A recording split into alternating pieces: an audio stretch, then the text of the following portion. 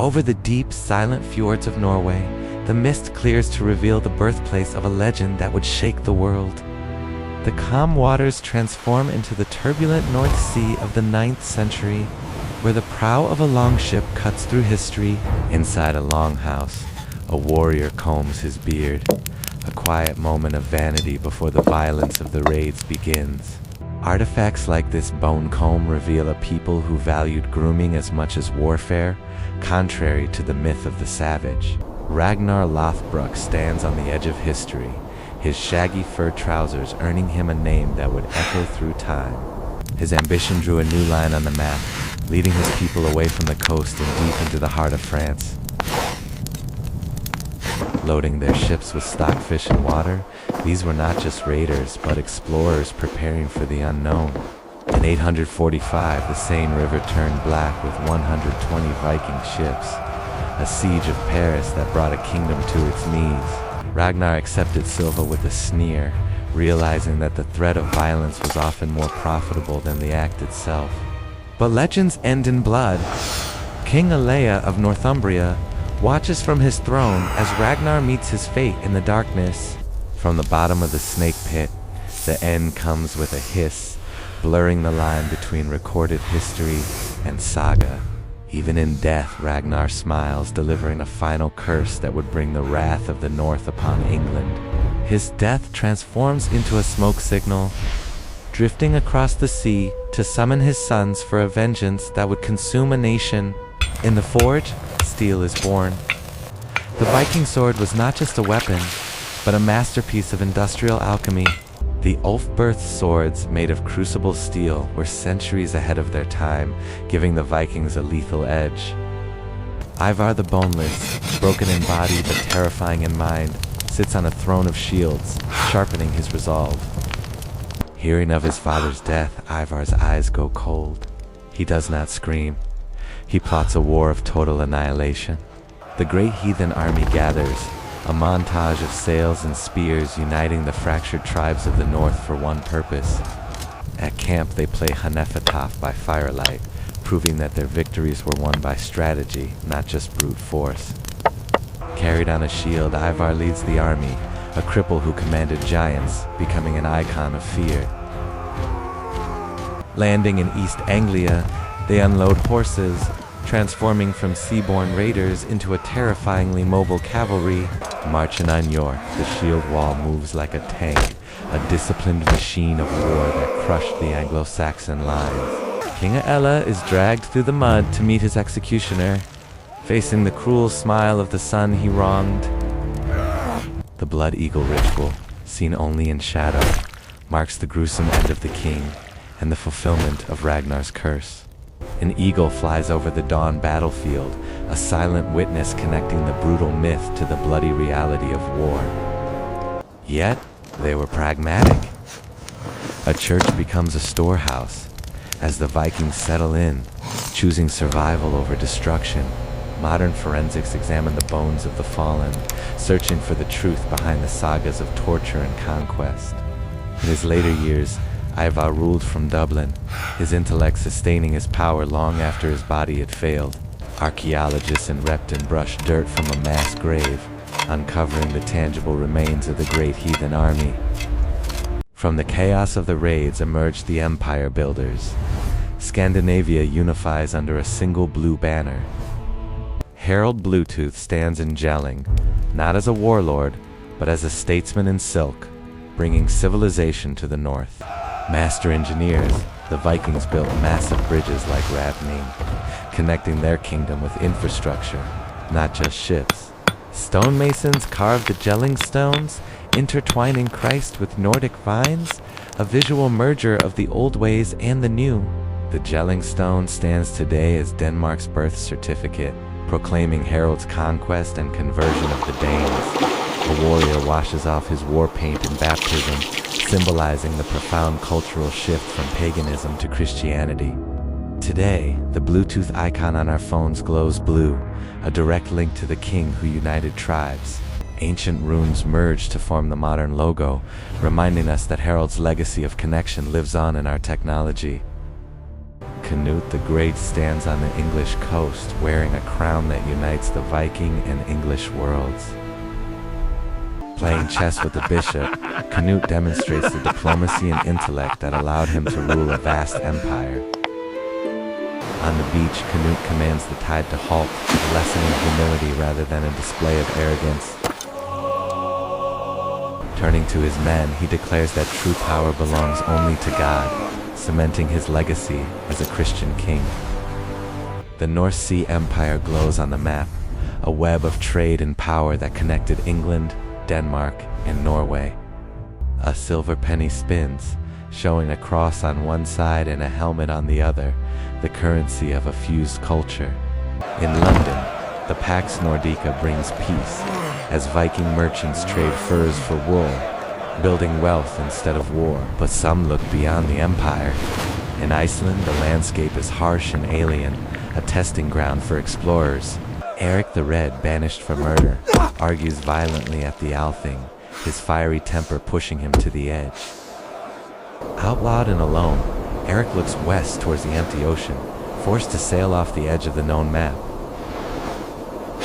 Loading livestock onto ships, his family prepares for a migration into the unknown driven by survival, not conquest. Navigating through a maze of giant icebergs, their tiny ship pushes further west than any European had dared before. Landing on a rocky, barren fjord, Eric smiles cunningly, seeing potential where others saw only desolation. Holding a piece of moss, he sells the lie of Greenland to settlers, the greatest real estate marketing trick in history.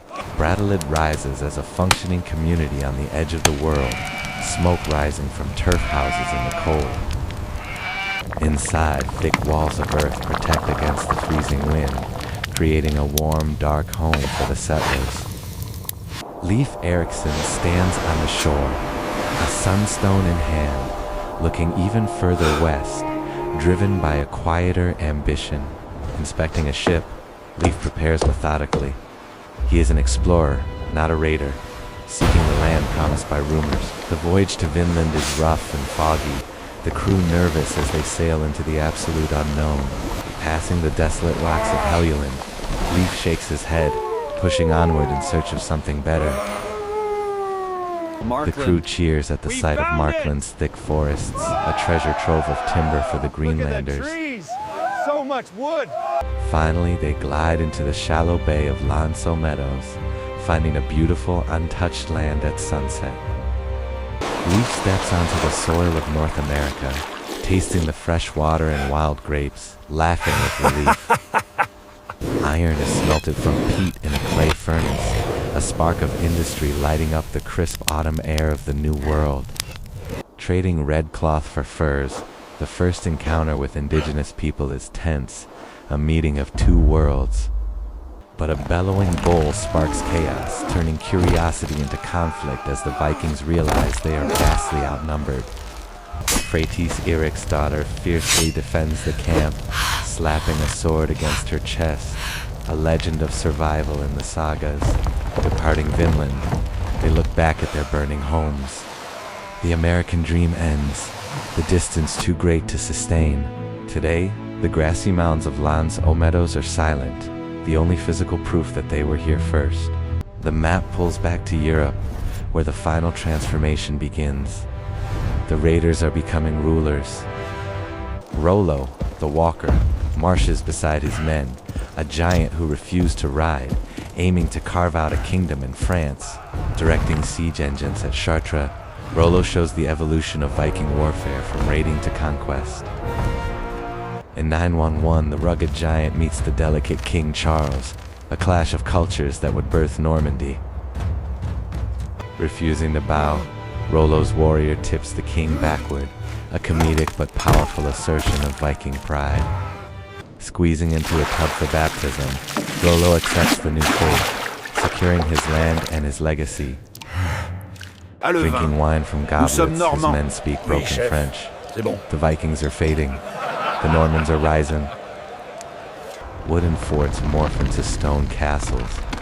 They are no longer leaving. They are building a permanent dynasty, A genealogical tree traces the bloodline from Rollo to the British royal family, a legacy that rules to this day. Harold Hardrada, a young exile, looks upon the golden domes of Constantinople, the center of the medieval world. Walking through the gates of the Hagia Sophia, he enters a life of luxury and war far from the frozen north. Training with the Varangian Guard, Hardrada wields a Dane axe while wearing silk, a fusion of two worlds. Scarred and wealthy, he counts his gold, deciding it is time to buy the kingdom he could not inherit. Returning to Norway, he buys loyalty with gold, proving that the last Viking king was made by wealth as much as steel. Sitting on the throne, old but ambitious, Hardrada listens to promises of an easy conquest in England. At Solent, 300 massive longships gather, the largest invasion force ever assembled, filling the fjord with sound. A warrior wakes from a nightmare of a troll woman, a bad omen hanging over the fleet as they prepare to sail. Crossing the North Sea, Hardrada stands unshakable beneath his banner, the land waster, sailing toward destiny. Disembarking at Recall, the veterans move with professional discipline, setting up camp with military precision. At Fulford, Hardrada spots a tactical advantage, using his eastern experience to trap the English army. An archer pulls a heavy bow, the mechanics of war shown in visceral detail as the arrow strikes home. Walking through the massacre at Fulford, Hardrada looks bored. To the veteran, this is just another day of war. Overconfident, he camps at Stamford Bridge without occupying York, a fatal error that would cost him everything. In the south, King Harold Godwinson mobilizes his elite troops, beginning a legendary forced march to save his kingdom. Soldiers collapse from exhaustion, vomiting by the roadside, but the king forces them back up. Speed is their only weapon. On a hot September day, the Vikings relax at Stamford Bridge, their heavy armor left miles away on the ships. Swimming and sleeping, they are unaware that the storm is about to break over their peaceful picnic. Hardrada spots dust on the horizon. The glint of steel reveals it is not hostages, but an army. The trap is sprung. Panic erupts. A runner is sent sprinting back to the ships for armor, running until his heart bursts. The English army crests the hill, fully armored and adrenalized, charging towards the narrow bridge. A single giant Viking steps onto the bridge, wielding a massive axe to block the path alone. Roaring in a berserker trance, he chops down the first English soldiers, holding back the entire army. Under the bridge, an English soldier drifts silently in a barrel, positioning himself for a stealthy strike. The spear thrusts upward through the planks. The giant falls. The bridge is clear, and the English flood across. Hardrada enters a berserker rage, fighting without armor, cutting through lines with terrifying power. In the chaos of the melee, dust and blood mix in the air as a random arrow flies blindly into the crowd. Struck in the throat, the thunderbolt of the north falls. The battle noise fades into a ringing silence. His banner falls into the mud. Hardrada lies dead, and with him dies the age of the Viking kings. Reinforcements arrive exhausted, collapsing from heat stroke before they can even fight. The end is inevitable. A soldier tears off his armor, foaming at the mouth. The brutal reality of exhaustion ends the Viking resistance. Forming a shield ring around their dead king, the last Vikings die fighting, honorable to the bitter end. Sunset covers the field of bodies. King Godwinson looks down at Hardrada with respect, the crows circling above. Only 24 ships sail home. Ghostly images of the missing fleet fade out, emphasizing the catastrophic loss. Godwinson receives news of the Norman landing. There is no rest. The descendants of the Vikings have arrived in the south, William the Conqueror stumbles on the beach, grasping the sand of England, I have claiming it with both grasped hands. England with both hands. At Hastings, the Norman knights charge. They look like Vikings with horses, the French Vikings claiming their heritage. The Bayeux tapestry comes to life as the English shield wall breaks. The Viking age ends, but their bloodline wins. William is crowned. The Vikings didn't vanish. They became the kings, the knights, and the architects of Europe. Myths are busted. The horned helmet is stamped out, replaced by the grim reality of the spectacle helm. The real helmet stares back, a practical piece of steel designed for war, not for opera. Old Norse words float in the air at a modern dinner table. Knife, egg, husband. The language of the invaders lives on. Wednesday, Thursday, Friday. The gods Odin, Thor, and Frigg are hidden in our calendar, spoken every day. A DNA map shows the Viking haplogroup spreading across the continent, a biological footprint of their travels. Modern faces morph into ancient skulls. The resemblance is uncanny. The Northmen are still walking among us. A Viking woman holds the keys to the farm, a symbol of authority that challenges our view of medieval women. Divorcing her husband, she throws his clothes out. I divorce you! Vikings granted women's rights that would take centuries to return. Weaving wool sails was as vital as building ships. Women's work powered the voyages that changed the world. Real shield maidens wore chainmail, not bikinis. The fantasy is crossed out, replaced by the gritty reality of the Burqa warrior. A master shipbuilder reads the wood, finding natural curves in the oak. It is a spiritual connection to the forest. Cleaving logs with wedges keeps the grain intact, making the planks flexible. This was the secret of their naval superiority. Clinker building allowed the hull to twist in the waves like a living spine, surviving storms that broke other ships. The Oseberg ship prow is not just transport, it is art. Intricate carvings reveal a culture of deep sophistication. Riding a massive wave, the hull flexes. The crew looks confident, trusting in the technology that carried them across oceans. In a dark forest, an idol of Odin stands covered in moss. The old gods ruled a world of mist and magic. Yggdrasil, the world tree, connects the cosmos. A mythology that framed their understanding of life and death. A community feast, the BLT bonds the people. Blood and meat are shared, a ritual of connection, not just slaughter. A chieftain is laid to rest in a ship burial, surrounded by weapons and horses, ready for the final journey. A cross is planted next to a Thor's hammer. A shaft of light illuminates the new faith as the old gods fade. Stave churches rise, looking like upside-down ships covered in dragon scales. They adapted their skills to the new god. Inside, carvings of dragon slayers mixed with crosses. Syncretism allowed the old heroes to live on in a Christian world. A trader wears both a cross and a hammer, hedging his bets. His filed teeth show a fierce fashion of the time. Roni stones painted in bright colors stand out against the snow. Messages from the past remembering the dead. Ulf raised this stone. The camera pans the inscription. These stones are the voices of Vikings speaking to us directly. A skald recites poetry by the fire, preserving history through rhyme before the written word took over. Story and song. Their deeds. Modern Dublin lights reflect on the river. Founded by Vikings in 841, the city is a living legacy of their trade. Underground excavation reveals the wooden pathways of the old city, preserved beneath the concrete of the new. In York, animatronics blur into real Vikings. The time car takes us back to the smells and sounds of Gorvich. Weighing hack silver, a merchant haggles. They were pioneers of international trade, not just mindless berserkers. Rowing down the Dnieper, the Rus Vikings look towards the sunrise, their baggy trousers marking the influence of the East. In Kyiv, amber is traded for Arab silver and Chinese silk. A global network connects the Baltic to Baghdad.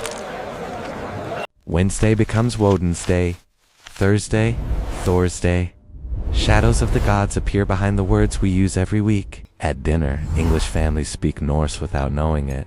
The roots of our language are deep in Viking soil. The dramatic Rift Valley of Thingvellir hosted the Althing, the world's oldest parliament established in 930 AD. Chieftains vote by clashing weapons. This was democracy in its rawest form, a legacy of law and assembly. The White Tower stands in London, built by Normans to intimidate. The raiders had become the masters of stone. Masons replace wood with stone blocks. The impermanent Viking age gives way to the permanent medieval era. In Sicily, Arab arches mix with Norman stonework, a hybrid masterpiece born of conquest and adaptation. Blue veins on a map show the genetic footprint spreading from Scandinavia to Russia, a biological empire. A modern Shetland fisherman morphs into a Viking warrior. The resemblance is identical. The bloodline is unbroken. At Uphelia, the streets become rivers of fire. Thousands in costume celebrate their heritage with flaming torches. A replica ship is consumed by flames. The crowd sings, a powerful modern tribute to the ancient rites. Split screen, a long ship and a container ship. The technology evolved, but the principles of the sea remain the same. The navigator looks at the North Star. Match cut to an astronaut looking at Earth. The urge to explore is eternal. A montage of landscapes bathed in golden light reminds us of the vast world they traversed and shaped. A battlefield surgeon holds onion soup. If he smells it in the wound, the gut is pierced. A grim scientific test. Viking surgical tools look frighteningly modern. Probes and knives reveal a practical knowledge of the body. Bone skates lie on velvet. The Vikings invented ice skating, turning the frozen winter into a playground. Children laugh as they skate across a frozen lake, a rare moment of pure joy amidst the hardship of the age. A silver ear spoon proves they bathed weekly. The myth of the dirty barbarian is washed away by the evidence. Saturday was washing day. Men sat in sauna, scrubbing with birch twigs. A social ritual of cleanliness. A skald improvises complex rhymes. The hall falls silent, captivated by the power of the spoken word. Never ceased. Wales's road morphs into the sea. Sweat of war becomes blood, visualizing the metaphors of Viking poetry. The Ernstave church portal reveals intricate carvings of fighting beasts, lines intertwining endlessly. The jeweler solders tiny gold wires. The filigree work rivals Rome, a testament to their incredible craftsmanship. The Hunterston brooch rotates, a masterpiece of gold and amber that shines in the darkness of the past. Osiris casts runes on a fur rug. The symbol for chaos zooms in, shadows dancing in the firelight. Wooden racks dry stockfish in the wind. This fish jerky fueled their voyages across the Atlantic. Burying a shark to ferment, Vikings cover their noses, a humorous culinary detail of survival in the north. Collecting honey from a hollow log, a Viking secures the key ingredient for mead, the drink of the gods. A drinking horn is passed from hand to hand. You cannot put it down. You must share, symbolizing trust. A modern child bites a chess piece shield, mimicking the ancient carving. A connection across 1,000 years. A Norwegian forest cat sits on a grain sack. Vikings took cats on voyages, beloved companions and Mausers. Pulling back from the warm longhouse, the camera reveals the northern lights exploding in green across the night sky. A wooden temple burns, and a stone church is built on the ashes. A symbolic time-lapse of the Great Transition. A landowner frees his thralls. Christianity ends the slave trade, destroying the economy that drove the raids. Young men refuse to raid, pointing to a merchant ship. Trade pays better than war. The warrior becomes obsolete. Tax collectors arrive with soldiers. The era of the independent chieftain ends. The era of the state begins. At Osala, the last idol stands silent. A priest looks worriedly at the encroaching cross. The old world is dying. A Norman groom marries a French noblewoman. He struggles with the vows. The distinct Viking identity blurs into history. And Kiyu, a Viking leader, is baptized, trading furs for silk. He becomes Slavic, transforming into the Rus. Borders solidify on the map. The raiding zones disappear, merging into the kingdoms of England and France. Merchants shake hands in Bergen, signing contracts on paper. The pen proves mightier than the sword. A fearful man buries a hoard of silver. He never returns. Thousands of hoards remain, mysteries in the mud. Modern hands lift pristine silver arm rings from the earth. The Cúardale hoard shines as if new. Snorri Sturluson sits in a pool in Iceland. Realizing the myths are dying, he decides to write them down. Ragnarok and Valhalla are scratched onto vellum. Without him, the gods would have been forgotten. A grandmother whispers of trolls to a child. The terrifying gods have become fairy tales in a Christian world. A round shield rots away to reveal a heater shield. The Viking has become a knight. The weaponry evolves. On a chessboard, the king is moved. Checkmate. The game of history moves on, leaving the Vikings behind. An abandoned longship lies on a beach, ribs exposed like a whale. Nature reclaims the vessel of the age. In a London subway, an X-ray effect connects a modern man to a Danish skeleton. The genetic memory survives. Wind howls over the Faroe Islands. The landscape remains unchanged, holding the spirit of the North. They did not vanish. They became us. A Viking looks up at the Milky Way, reaching for the stars. The desire to explore is the true inheritance. The hand transforms into an astronaut's glove. The black ocean becomes the black void of space. Sleeping warriors in a ship compared to sleeping astronauts in a capsule.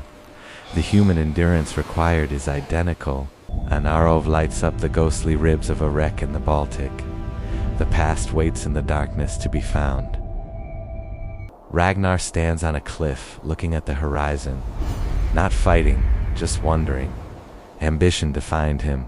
Freydis defends her camp, fierce and protective. Courage was her legacy in the new world. Canute sits by the sea, wise and peaceful. Wisdom allowed him to rule an empire of waves. Hardrada sits in Constantinople, surrounded by gold but longing for home. He became a legend. A modern artisan builds a ship with an axe. Wiping sweat from his brow, he ensures the craft lives on. Water falls endlessly in Geiringer Ford. Seasons change. The landscape outlasts the people who sailed it. In a foggy burial field, the mounds look like sleeping giants. A ghostly horn blows on the wind. A raven lands on a street sign in York. Odin's bird watches the modern world with intelligent eyes. Giant men lift stones in Iceland. The tests of strength from the sagas continue in modern competition. A family tells like stories these, by firelight huddled in a together cabin. when the power failed, The tradition that of truly Haig and reminded us of storytelling the old remains ways. ancient. Close-ups of eyes. Ragnar, Ivar, Rollo, Leif. They all share the same look of intense determination. The Valknut is carved into a tree. Amber sap flows over it, preserving the symbol of the slain. The North Atlantic rolls gray and huge. This was their highway, their battlefield, and their grave. A single ship sails into a massive red sunset, a silhouette against the dying light of the age. Element by element, the ship dissolves into mist. Only the sea remains, vast and powerful. In the eye of a storyteller, the fire reflects. We hear the crackle and the murmur of old poetry. Children listen, We listen ensuring to the the sagas fire, survive the centuries because before the within ink its touches the flames are vellum. the voices of those who came before us. The quill writes the final period. Legend transitions into record as the dust settles in the library. From Norway to Canada, the landscapes glow in the same golden magic hour light. a shared history. A rusted sword becomes a cross on a hill. Grass grows tall around it. Nature reclaims the war. A child touches a rune stone. The rough stone meets the soft hand, a tactile connection to the past. Symbols in the sand wash away with the tide. Nothing lasts forever, but the memory remains. Ghosts of Viking traders overlay a modern London street. The energy of commerce echoes through time. Sailing away into the sunset, the longship grows smaller until it is just a speck on the horizon. Dissolving into the sea foam, the ship vanishes. The wind takes over the silence. The Viking Age ended.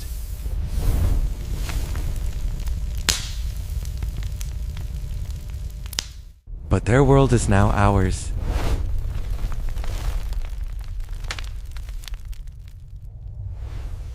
The Lewis chessmen stare back, guarding their secrets, almost alive in their silence. Embers rise from a dying fire into the night sky, sparks drifting upwards into memory. Chainmail rings catch the light, a texture of war that protected the warriors of old. Battle damage on an oak shield tells the story of survival and the cost of conflict. Light rays penetrate the deep blue water, finding peace in the silence of the deep.